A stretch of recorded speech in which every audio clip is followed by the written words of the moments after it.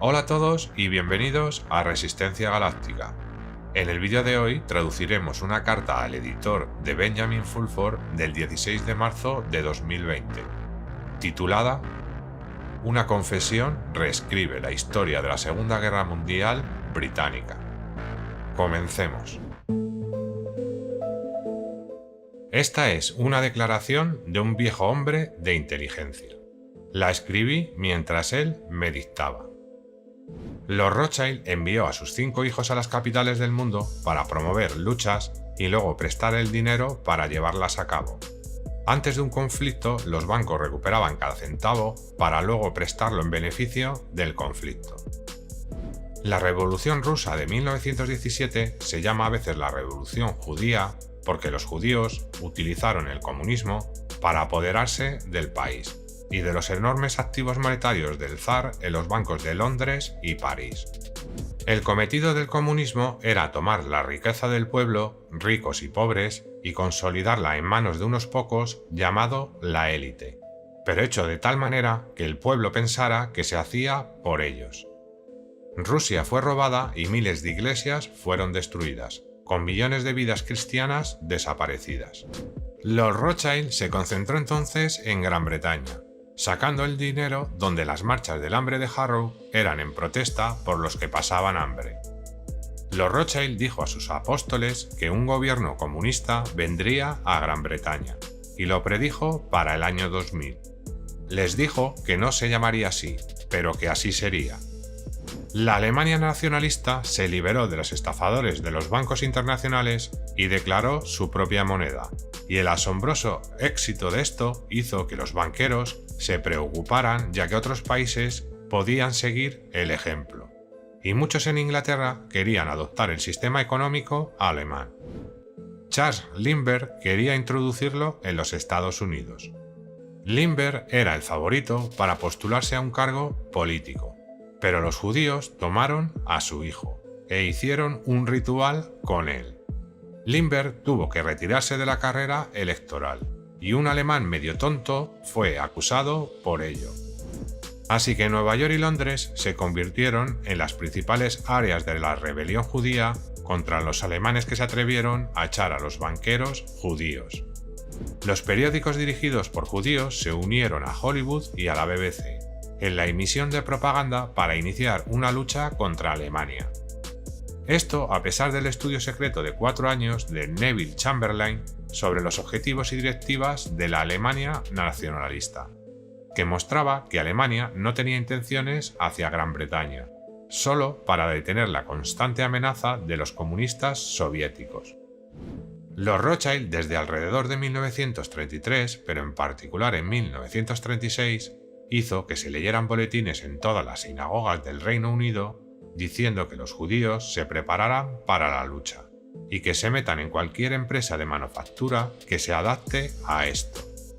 Herbert Morrison, abuelo de Peter Mandelson, fue nombrado por Winston Churchill ministro de Compras del Ministerio del Interior, quien se aseguró de que todos los contratos del Ministerio de Defensa fueran para los judíos.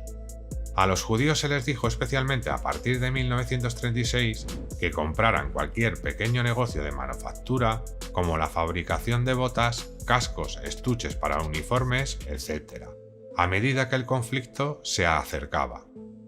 El Ministerio del Interior enviaría el pedido de lo que quisiera a estas empresas que a su vez dirían cuánto material necesitaban para completar la tarea. Siempre pedían casi el doble del material necesario y algunas de estas empresas judías se hicieron muy ricas al final del conflicto.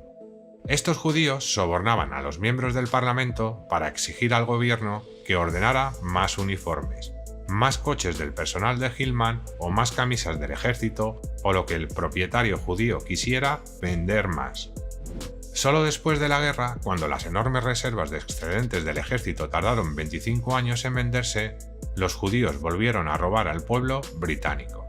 Yo mismo vi a una empresa de botones de East End haciendo libros de la época. Hacían botones para túnicas militares y las ganancias eran astronómicas.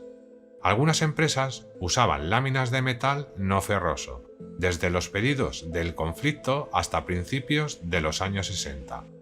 Una empresa tenía un contrato para hacer muchos millones de máscaras de gas, y para completar ese contrato las seguían haciendo en 1968.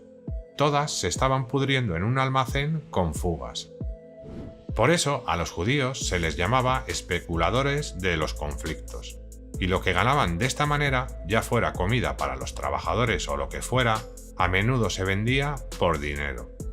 El guardaespaldas de Churchill, Walter Thompson, dijo que Marks and Spencer se encargaba de los suministros de comida del Ministerio de Defensa. Los sobornos monetarios fueron para Herbert Morrison, Winston Churchill y Lord Lendeman. Sin embargo, el rey Jorge V no estaba contento con el empuje de los judíos para el conflicto, y comenzó a hablar abiertamente de que había visto a su país destrozado en la Primera Guerra Mundial y no lo permitiría de nuevo. Así que Winston Churchill y Lord Rothschild hablaron con el doctor del rey, Bertrand Dawson, quien le dio al rey una dosis muy fuerte de morfina. Sin embargo, el rey se dio cuenta de lo que habían hecho y sus últimas palabras fueron para Dawson: «Maldito seas».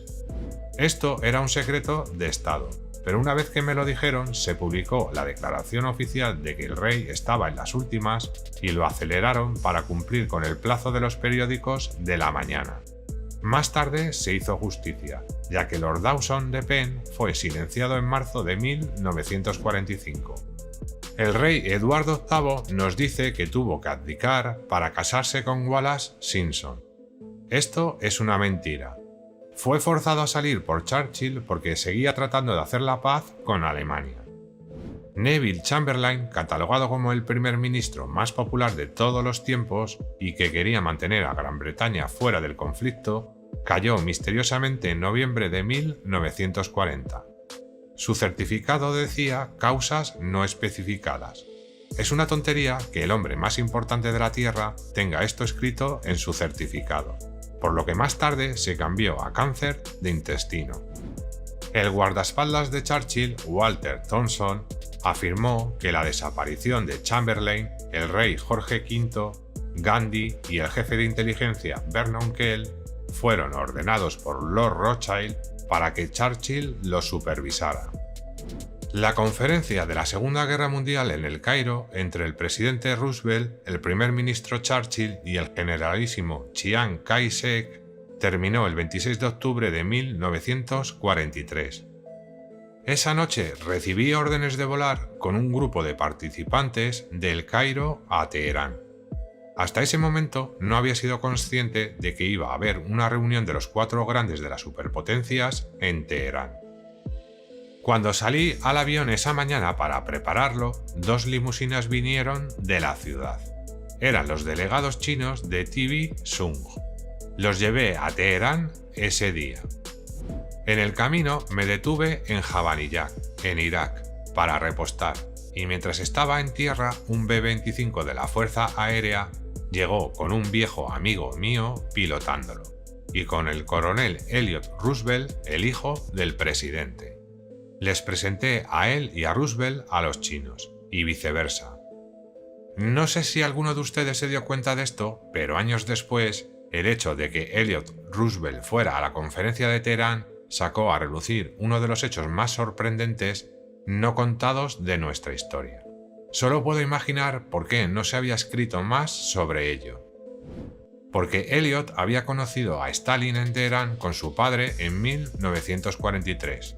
A finales de 1946, Gardner Cowles, editor de la revista Look, le pidió que fuera a Moscú para entrevistar a Stalin. Roosevelt aceptó esta oferta y entrevistó a Stalin allí. Al final de una larga entrevista, se dirigió al generalísimo e hizo una pregunta más. ¿Por qué a mi madre nunca se le ha permitido visitar Moscú a pesar de que ha hecho 3 solicitudes muy formales para el viaje? Stalin miró a Elliot y dijo: ¿No sabes por qué?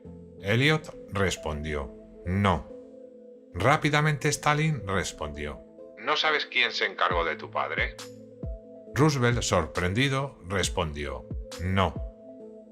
Stalin se levantó de su silla y continuó: bueno, te diré por qué no la he invitado aquí.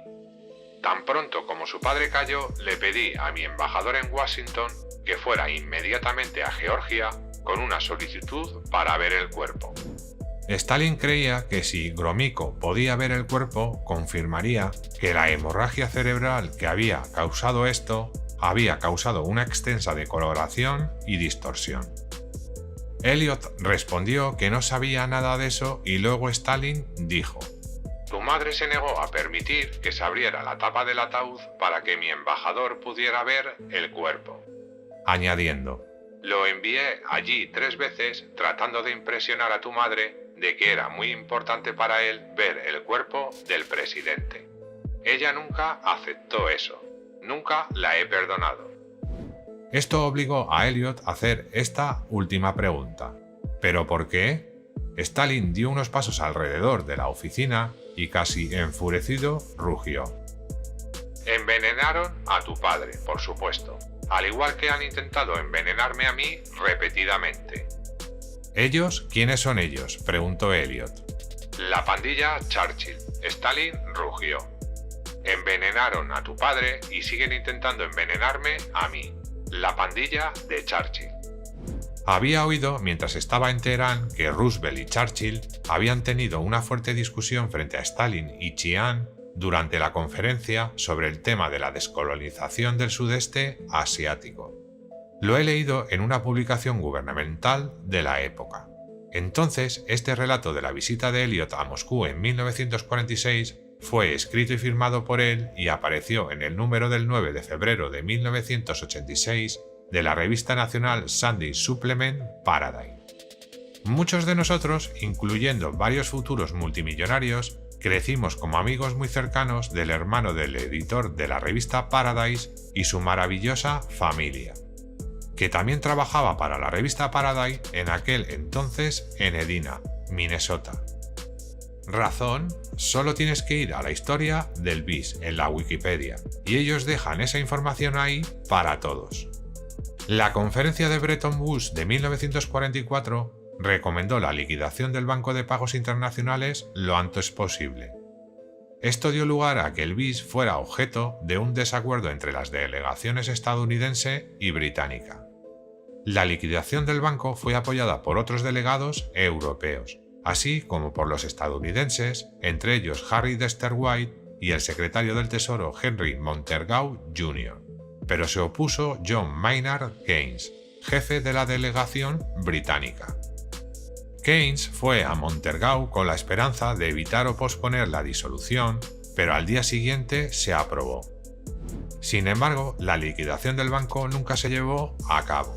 En abril de 1945, el nuevo presidente de Estados Unidos, Harry Truman, puso fin a la participación de Estados Unidos en el esquema.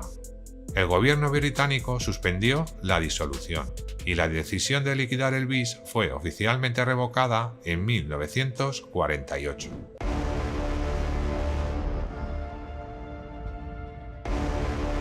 Si te ha gustado el vídeo de hoy, dale a like, comparte y suscríbete. Hasta pronto.